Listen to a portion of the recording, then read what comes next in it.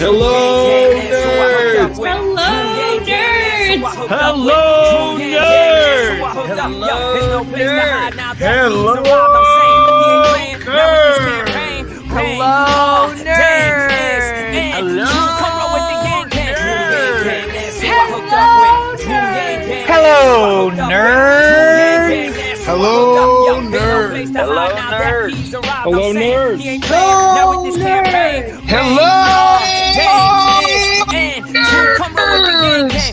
Hello, nerds! Hello, nerds! Liam O'Mara, welcome to the show, sir. How are you this morning? Good. So you are running for Congress in California's 42nd district. Before we get into the big campaign and state of the race, tell us a little bit about who you are and your background. Well, I'll start with a nerdy reference to the 42nd for any Douglas Adams fans. Getting rid of our incumbent is the answer to life, the universe, and everything. Very well done. I am Liam O'Mara. I'm currently a history professor at some Southern California universities, and I focus on the history of ideas with a lot of regional emphasis on the Middle East and Europe, but looking at big systems of thought. And I didn't come to that, though, right away. That was never really in the cards. I'm actually the first person in my family with a college degree at all. And I didn't get into college until I was 30. So this has been sort of like a lifelong odyssey for me. I've always been a nerd. I've always been sucking in books. The joke about my house is that it's nothing but cats and books, because I have 34 bookcases and 3 cats. But I didn't really expect to do this, but I managed to get into college and run straight through to a PhD. And now I kind of have my dream job, trying to inspire people and push them along. But that also, I've always been involved in politics, but never thought of myself as the politician type. But there were a few things that sort of pushed me to get involved during this particular time. So when was the moment for you where you decided to take that leap? Because going from college professor to congressman is not a small change. How did you decide? Yeah, it's interesting. And it certainly would fit a lifelong pattern, because going from longshoreman to fry cook to college professor, with a little interregnum as a network administrator for an aerospace company. I've had a pretty varied life so far, so it's kind of par for the course in that sense. But there's one way in which it's quite similar. One of the things that I would want to do in Congress is push the conversation forward, get us talking about serious issues. I don't like our incumbent is kind of a ghost. He doesn't really do anything, doesn't engage, doesn't have any of his own ideas. I want to engage in a wide range of topics. I want to be one of those people standing on the on the floor of the House, kind of ranting for C-SPAN, or pushing ideas forward in the media or online and trying to get us to talk about things. But what got me into doing this, there's a lot of things that kind of push me toward it, and in hindsight it makes a lot of sense, especially since and I not only have that working class background where I know how difficult it is to make ends meet. I still think of myself as fully working class, still wear my steel toes, and I still struggle to pay my own bills. And I understand that things are hard for a lot of people in this country, but I also have to look my students in the eyes and think about where they're going. My generation was the first in American history not to do as well as the one before. Gen X is considerably worse off than the boomers. The millennials are considerably worse off than Gen X. Gen Z is considerably worse off than the millennials. We are in sharp decline in this country. And what we got is a bunch of politicians and a bunch of corporate media telling us the economy is good, the stock market's high, unemployment is low, therefore the economy is good. And I'm standing here, as a scholar and as a working person, saying, this is bullshit. The economy isn't good because the real economy is the money circulating in people's hands. And that's been in decline for 40 years now. So, I'm looking at my students saying, you're going to graduate with $100,000 in debt with a mortgage around your neck. You're going to struggle to get a job making, $15 an hour, and you're going to struggle to move out from your parents' house. And that is just not the America we should have. Yeah, that's certainly a theme that Andrew Yang talked a lot about when he was running, and as one of the premises for the need for a basic income. Have you thought about, what's your position on whether direct cash relief is sometimes, more effective than new programs? I mean, realistically, it's always better. I mean, as a basic starting point, and a basic income or guaranteed minimum income, whatever you want to call it, has been proposed for many, many decades. It's been experimented with at large scales and smalls going back, almost 2 centuries. It's not a new idea, and it works in practice. I mean, it bothers me that an idea that was almost mainstream in the 60s and being talked by people by people as different as Richard Nixon and Martin Luther King. Yeah. And then we just dropped it completely and decided to, say, well, to hell with the poor. And the consequences there, we've lost 20% of the middle class, and the bottom 50% of the country have lost $1 trillion in the last 15 years. I mean, literally gotten poorer. Poverty should not be increasing in the richest country in the history of the world. And a lot of times, whether you're looking at charity or direct relief programs of various forms, it's hard to know exactly what people need. But everyone knows their own needs. They know which bills are piled up. They know what they need to buy for their house. So me donating shoes to someone who might not need shoes doesn't help as much as me donating $100 that lets them buy the books for their kids' class or something. Mm-hmm.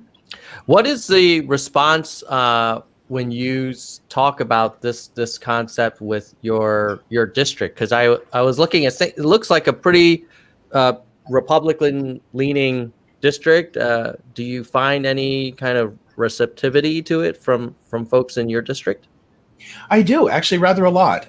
And economic issues are a significant concern for people out here. It's one of the things that I looked at. I mean, I'm a nerd, so I studied the district before I decided to get into politics. I mean, I thought carefully about what would work, what messages would work, what would resonate with people, because Democrats here tend to do terribly.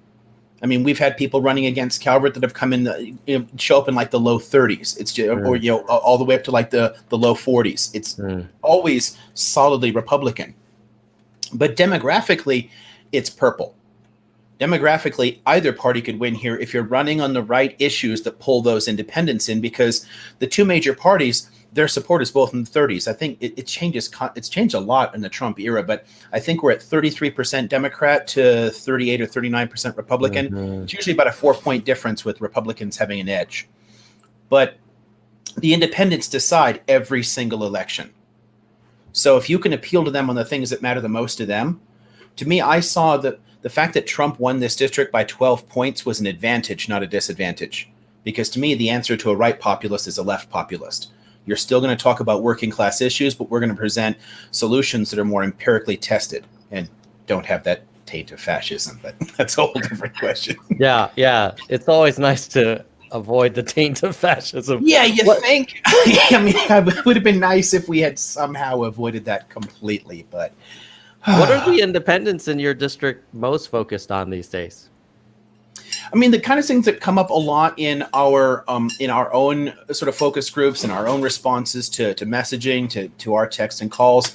People talk a lot about affordable housing. They talk a lot about the cost of healthcare. I mean, they talk a lot about opportunity. I mean, in the 42nd is a sprawling district in Southwest Riverside County, just over the mountains from LA and Orange County. So it's part of the Los Angeles metro area. And people have been moving out here for quite some time because the housing is a little cheaper than it is on the other side of the mountains. However, the local economy has not grown to make up for that, which means that more than a third of the entire population of the 42nd commutes out for work. So we have terrible traffic, terrible smog. We have some of the worst air quality in the entire nation. And we have no real prospect of changing that either. The district is huge, and it does not have a single university, like literally zero. So how do we build the kind of 21st century workforce that we would need to attract companies to build things out here that would ever stop that traffic? We're just a giant bedroom community for LA and Orange County. And I think the people here deserve better than that. And they've seen the costs climbing as more people move in from these other counties too. So the people who already lived in this area with its bad local economy are now being priced out of their own houses and neighborhoods. Yeah, I mean, that's certainly something you see in a lot of big cities. You mentioned that healthcare is an important topic for a lot of these independents as well. Could you tell me a little bit more about, what do people want? I just read a tweet by the president who is saying that he will offer healthcare that will be lower, half the cost and higher quality with pre-existing conditions protected. As soon as he gets reelected, he will implement that. What's your take? Yeah, I'm hoping people don't fall for it again, because he said exactly the same thing in the 2016 race. Literally exactly the same thing. We'll lower the cost of healthcare, prescription drugs, we'll protect pre-existing conditions, everything. And yet, his party has never presented a plan to cover Americans. Never. They've not touched it at all. All they've done is repeatedly try to throw 20 million people off of their existing insurance and keep passing things that raise the costs of insurance overall. I mean, there is no plan to do that at all. And it's infuriating to me that people get away with that. And honestly, the Democrats are guilty of plenty of that too. I mean, the ACA was sold as a great solution that would, give everybody health care and lower costs and whatnot. But it was written in such a way that it favored the insurance industry more than the consumers and offered no way to control prices. So prices have continued to climb for everyone. People in both parties are talking about health care, but neither of them are really pushing forward with an idea to solve the problem.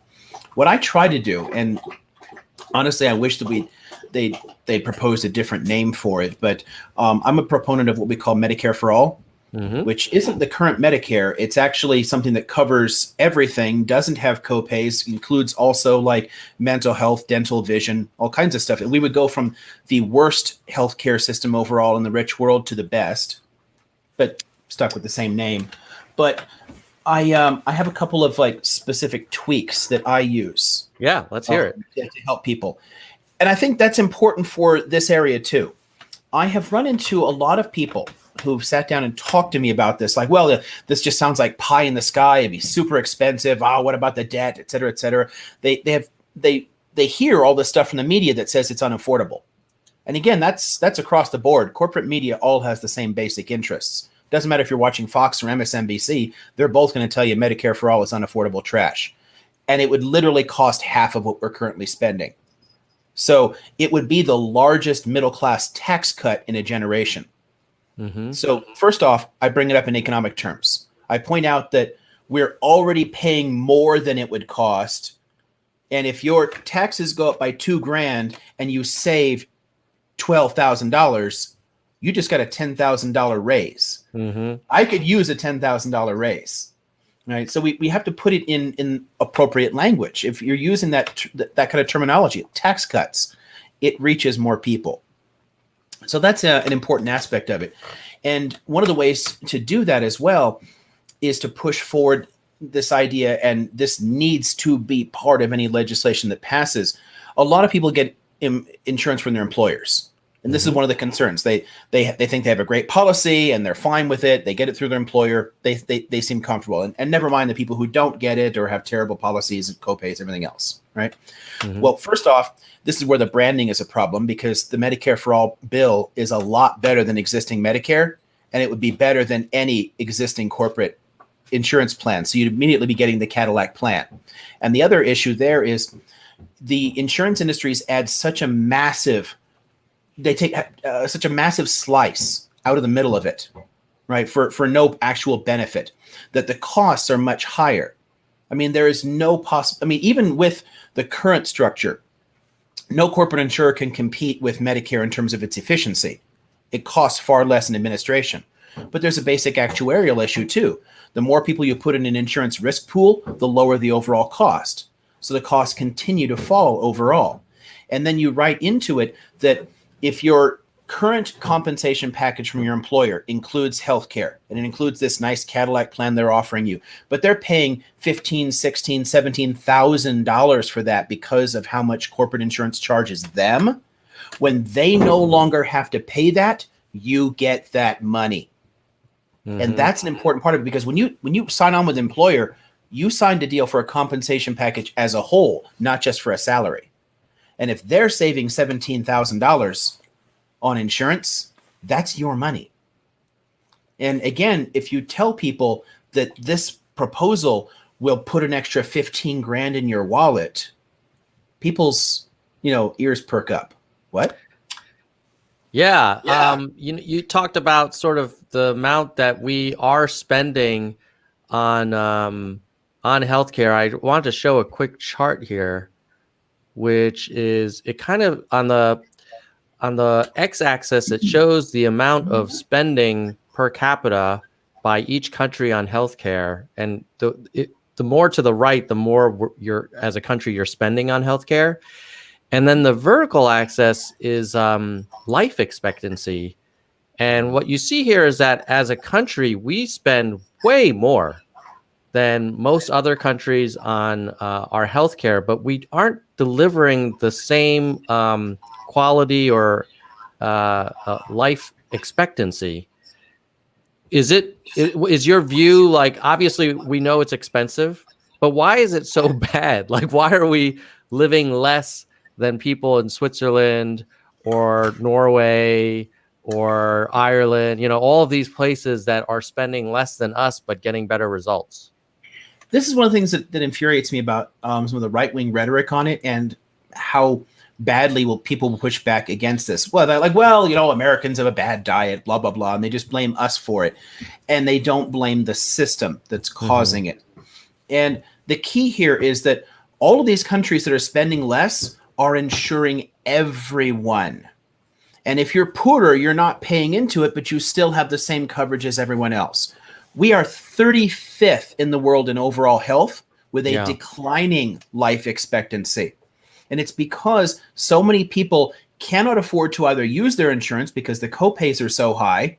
I mean, if it's going to cost me several $100 to go to the hospital, I'm not going to go. I mean, who has that all the time? A lot of people can't afford simple emergencies, and other people have no insurance at all, so they don't go until they end up in an emergency room.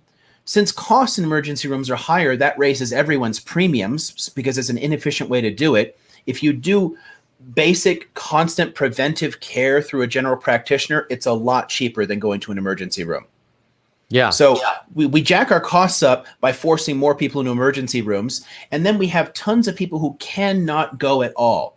And when they die younger, and the poor die far earlier than anybody else in this country, it drags the overall statistics down. So somebody might be thinking, well, I'm doing fine, my family's doing fine, blah, blah, blah, we got good insurance.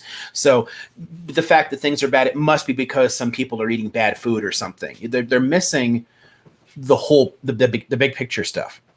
Yeah, totally. Let me show another one, which is even more heartbreaking, which is infant mortality by country.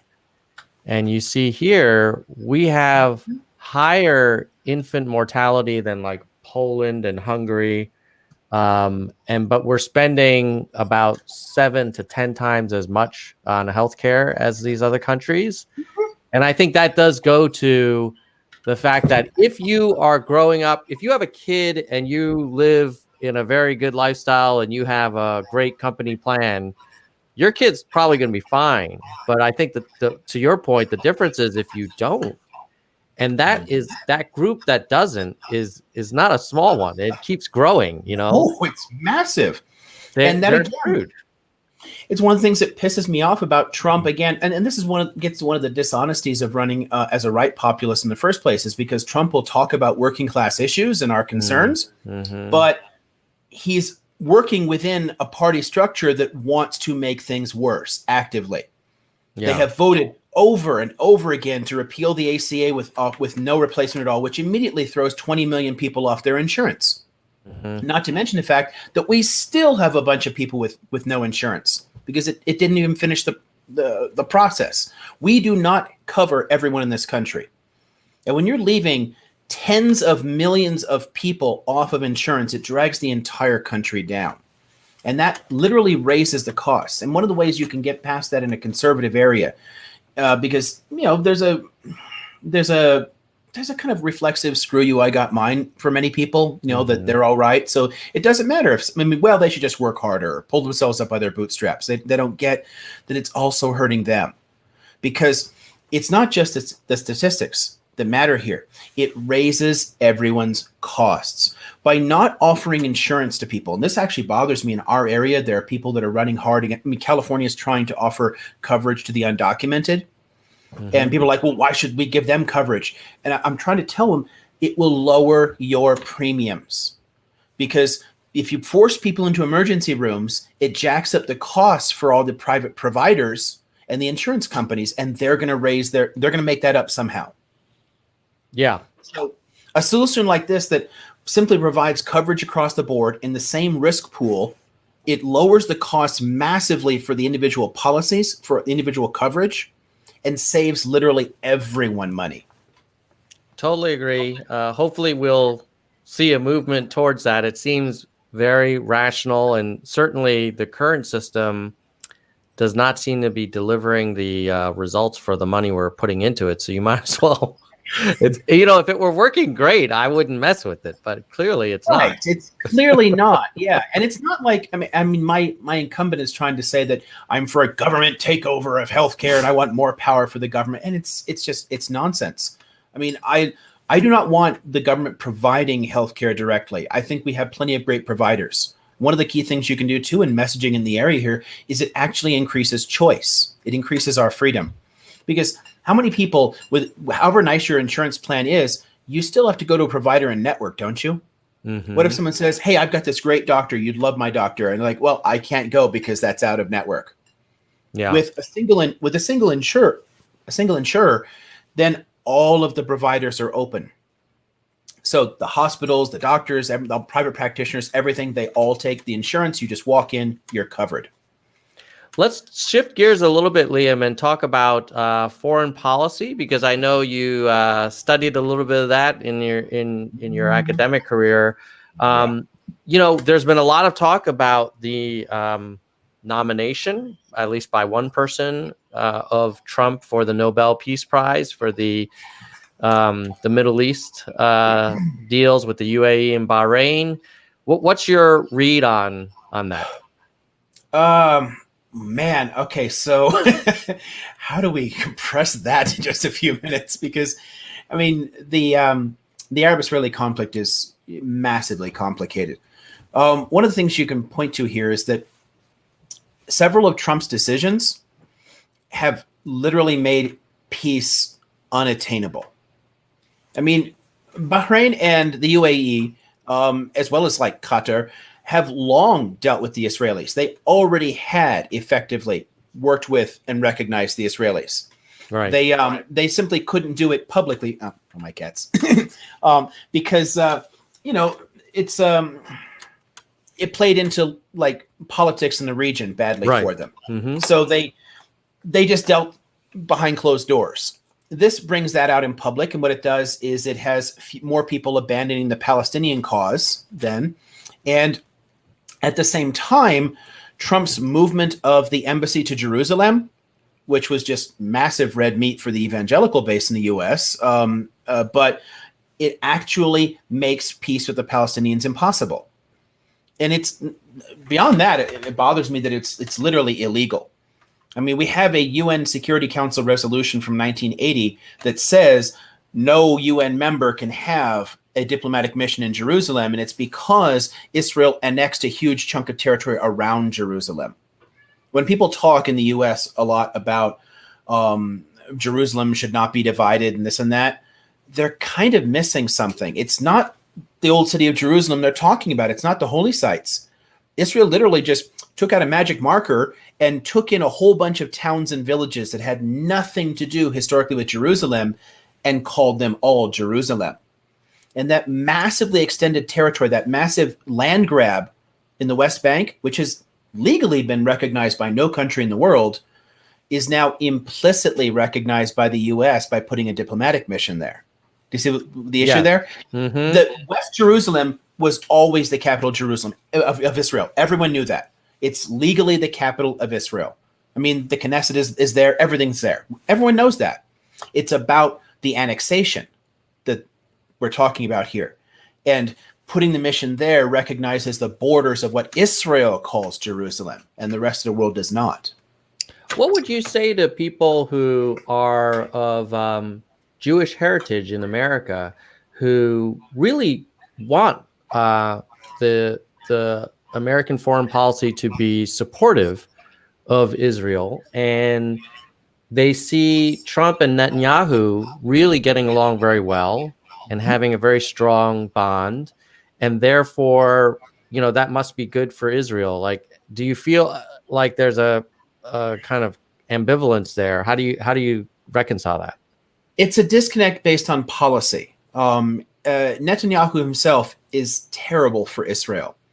What we're doing is we're basically combining a government, a particular administration, and the interests of the state itself. It's sort of like saying whatever is good for Trump is good for America. Mm-hmm. So we should all help the Trump organization or something. It doesn't logically flow together. The policies pursued by the Israeli far right, whether you're talking about Netanyahu's Likud or the settler parties that he's always in coalition with, are literally laying the foundations for the collapse of Israel. Because holding on to that territory permanently and annexing that territory, and Netanyahu himself couldn't make peace with the Palestinians even if he tried, because his own party has voted overwhelmingly to annex the West Bank. The party itself wants it. There's no way around that. And if you do that, the population of Palestinians and Israeli Jews is about equal. Mm-hmm. But the birth rate among Palestinians is still higher because they're poorer. And, with poverty and less urban development, that birth rates tend to stay higher, right? Mm-hmm. Which means you end up with changing demography. It cannot be democratic. As it is, when Israel did annex the territories around Jerusalem and called it Jerusalem, it did not offer citizenship to the people there, which is one of the reasons that people are severely critical of it. It's literally saying, hi, you're not allowed, you would live here, but you're not allowed to be a citizen of the state. You can't vote. You don't really count. The more you hold on to Gaza and the West Bank, the more you create that long-term condition. We're more than 50 years into a military occupation of territories that have not been annexed. And they've never extended rights to the people there, which means in the long run, it'll end up like South Africa. So unbalanced in its demography, that it'll lead to massive nonviolent demonstrations. World popular opinion will shift against it, and the Israeli government will collapse. So what I try to tell people is I'm pro-Israel too, because I want Israel to survive, and I want it to survive as a Jewish and democratic state. The only way to do that is to find a way to share the territory with the Palestinian population, because they live there too. Unless you're going to argue for some kind of genocidal policy, right, or expel 5 million people from their homes, you have to find some way to make this work.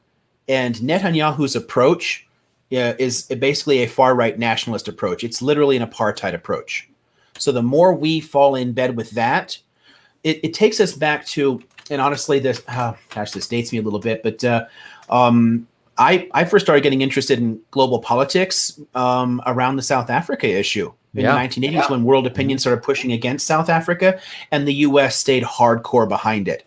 And the Republican Party was overwhelmingly in favor of supporting the apartheid government. My grandfather was trying to always help out, the family, make little investments and whatnot. And he saw the price of gold really, really low if you bought it as a South African Krugerrand. It was much lower than market value. So he said, I'm going to buy everyone a Krugerrand and they can hold on to that. It'd be like a little nest egg, right?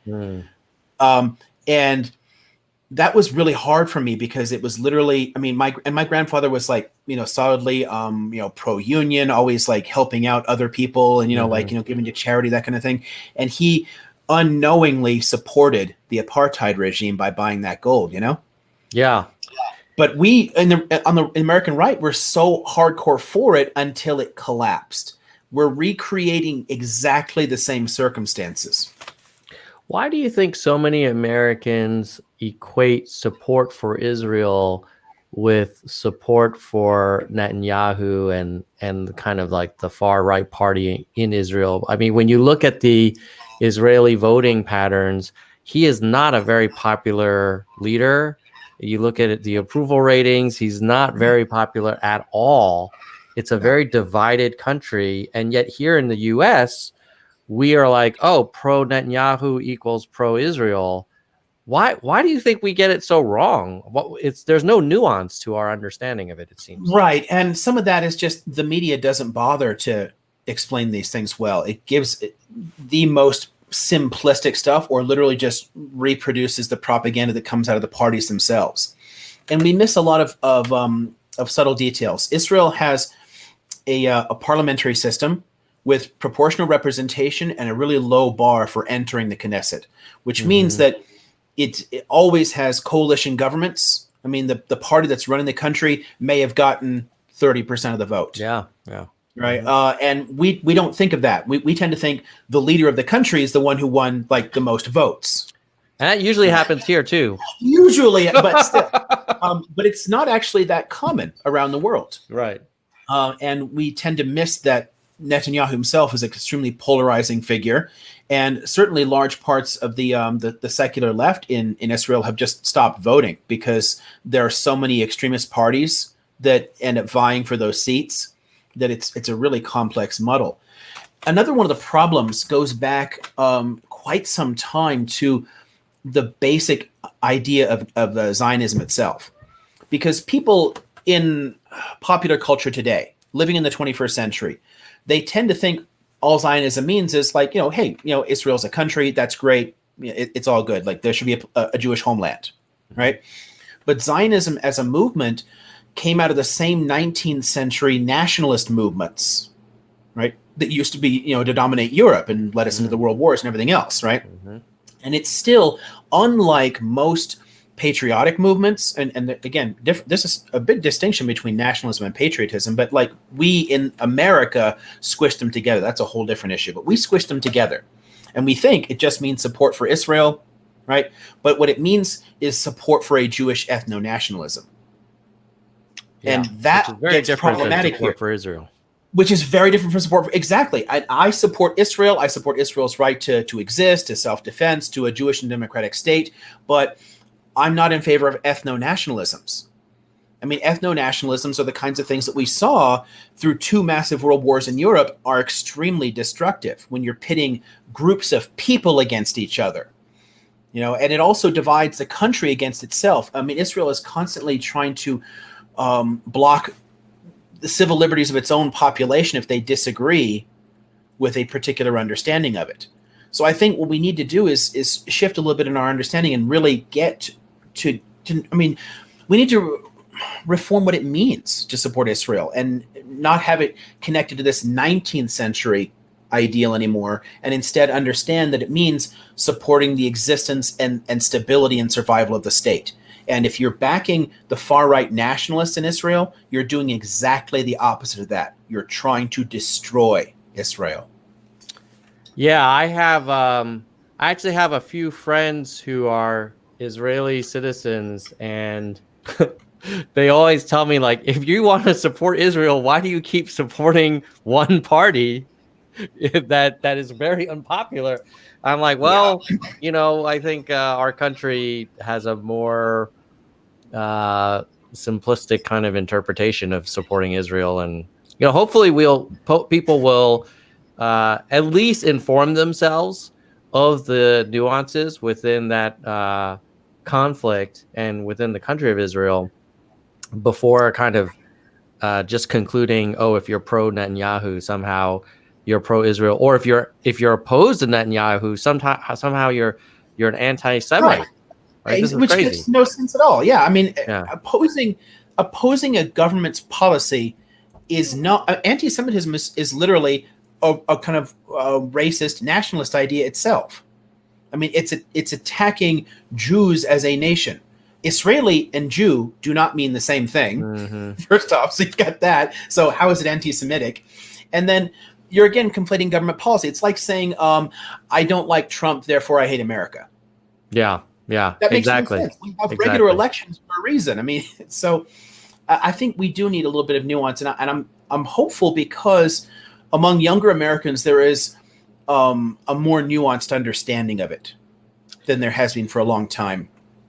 Liam, I've got a question from Danny in the audience who is saying, making a very keen observation, which is, everything in politics and policy sounds extremely complicated.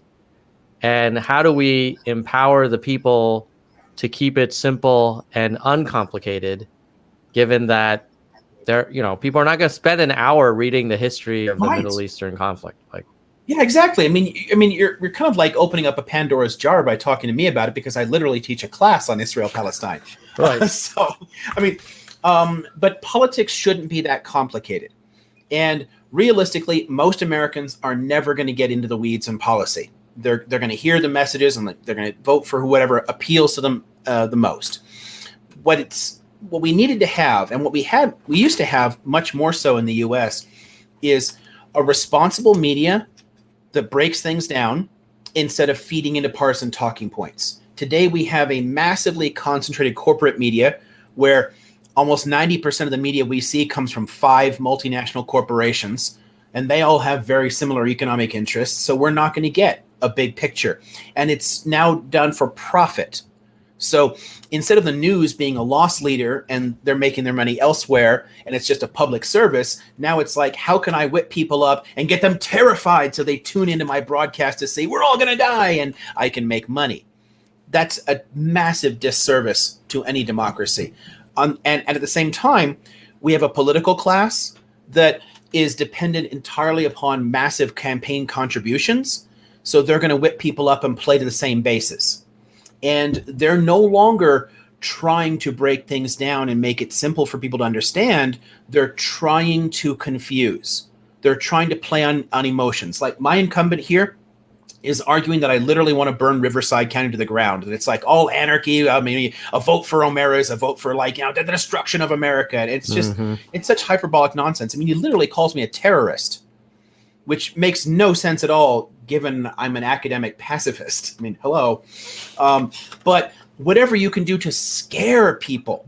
And that's not what we need in politics. What we need are people who can calmly break down the ideas and present them compellingly to people, which means that media and politics should be about informing the public. I mean, hell, if anyone wants to go back and, remember that Eisenhower speech from 1961, the famous one where he mentions the military-industrial complex. Oh yes, of course. He mentions, an informed and active citizenry. We have to be informed. We need a good media, and we need politicians willing to talk about the issues, not simply fearmonger and play on talking points. Scoop is very impressed with you, and he wants to know what are your last-minute campaign trail ideas for winning, and do you need money? Well, I mean, yeah, any grassroots campaign needs money, and I try to tell people that, there's a kind of learned helplessness that comes in when you can see people writing these $10,000, $100,000 checks, and you think, well, what's my $20 going to do? Right? I can't afford to do that, so we don't do it at all. But if you give the price of a coffee a month, like a recurring donation of $5 a month to progressive candidates all across this country, we can win almost every single House seat. Because all it takes is a few thousand people giving $5 a month, and you've got the war chest it takes to win.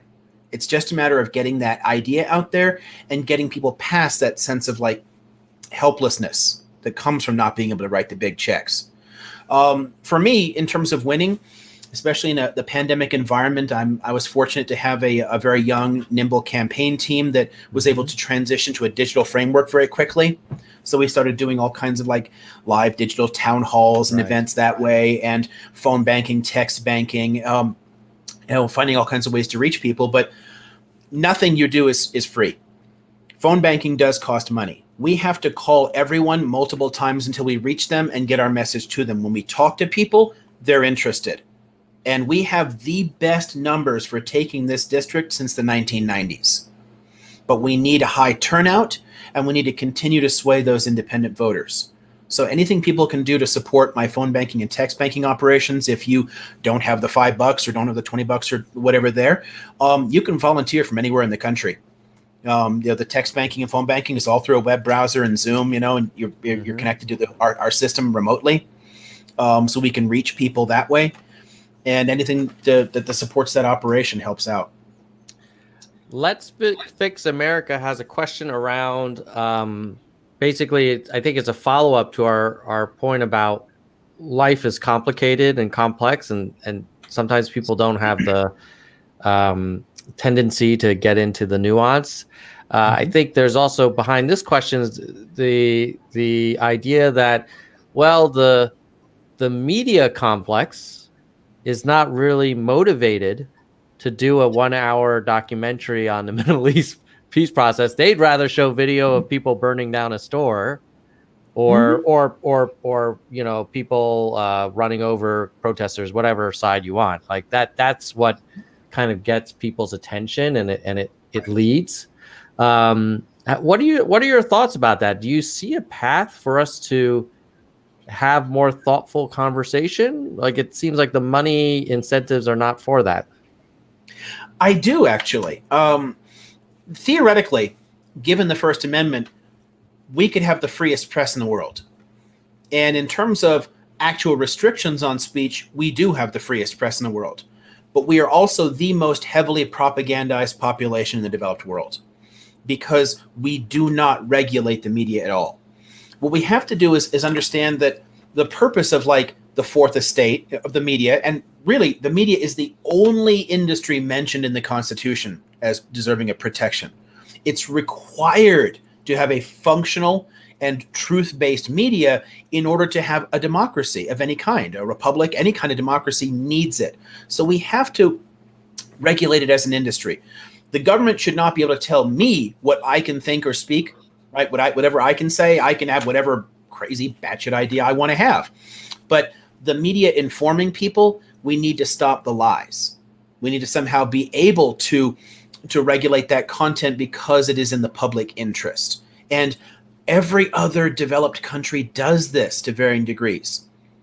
I mean, if you want an accurate picture of what's happening around the world, if you want an accurate picture of American politics even, read the European press. Read the East Asian press. Japan has a lot of great newspapers. Europe has a ton of great newspapers. Mm-hmm. Hell, there's some fantastic newspapers in the Middle East. One of my favorite papers is Haaretz from Israel. I mean, we can better regulate the media and get past that. And the other key issue here, in addition to like smaller regulations, like restoring the fairness doctrine, but the concentration is a problem. If you go back into the 70s, we had dozens of companies that divided that 90% of the media. When you had 50 companies that controlled 80% of the media, which is what we had in about 1980. Around 1980, 50 companies, 90% of the media. Today it's 5. Yeah. That massive consolidation of power cuts down on what we can see. What we need is a thriving free market in ideas. If you have tons of different companies producing stuff, they have to compete with one another for good journalism to get those eyeballs. Totally. One thing you mentioned about regulating the media, I think sets off kind of alarm bells in some people's minds, because they're worried about, well, shoot, if, let's say, Trump had the power to regulate or influence the media, you worry that the government would use that ability, for its own political ends, and that as much as an independent media establishment has its own issues around financial incentives, at least it's free to report, and it doesn't have to get permission from the White House or from Kylie McEnany to write a story. Well, what are your thoughts on that? I totally get that. And here's the thing. There are quite a few parts of the federal government that are not under the control of any of the branches of government. They're actually independent. They're autonomous. So like the Congressional Budget Office is not run by Congress. The party in charge can't control it. It's set up as an independent watchdog that does its own analysis. So it's a bunch of technocrats drawn from all parties or no parties. What you have to do is organize it properly. I mean, some parts of our intelligence agencies are like that. The Federal Reserve is like that. They're not actually partisan in any way. You know, I used to think the CDC was like that. And it isn't in terms of its basic structure. It was by tradition. There are some parts, I mean, we do better in terms of writing things down than, say, like, I don't know, the British Constitution, which is mostly informal. But we do have some parts that are very much like that, where it's only traditions and institutional inertia that makes them professional. But they are literally part of the executive branch and under its authority. And the more we politicize things, and the more we, and there are a lot of places where that politicization can creep in, and they're literally breaking laws. I mean, Trump has constantly been breaking laws in order to politicize things and getting away with it. We have to be able to push back against that too. I mean, when you're sitting there in a bill signing ceremony and you look up and say, I'm not going to enforce this one part of this bill, I'm going to ignore it, but I'll sign this anyway, y'all just broke the law. Because the executive branch's job is to enforce the laws that come from Congress, period. So some of that is on us in getting, you know, more professional people in the first place. But really, what we need to do is write anything up to create an agency that is completely independent. It's not run by a party. It's not run by the media companies. It's not run by the universities. It's like a broad bureaucratic organization that's just does a specific job. And we have a lot of very professional organizations in the government that have nothing to do with the politics. They come in, they do their job.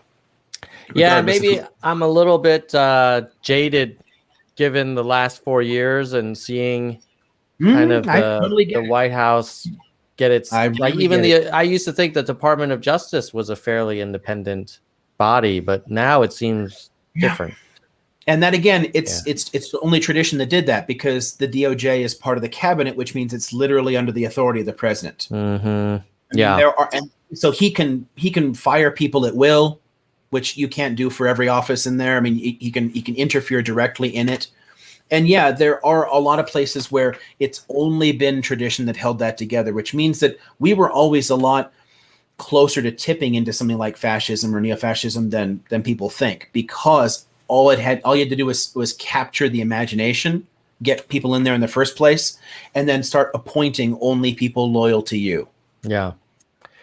Well, Liam, I know we're a little bit over time, so I wanted to spend the last couple minutes seeing if there were any topics that we didn't touch on that you wanted to call out, or if you had any asks for the audience. Now's a good time.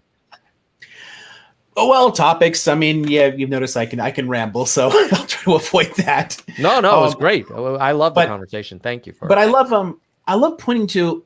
Okay, so in my run, and I would argue that this is what we should be doing in red and purple districts all across the country. We need to talk about economics. We need to talk about kitchen table issues. We need to directly relate to our concerns. You're bringing up the fears about what like the Trump administration has done.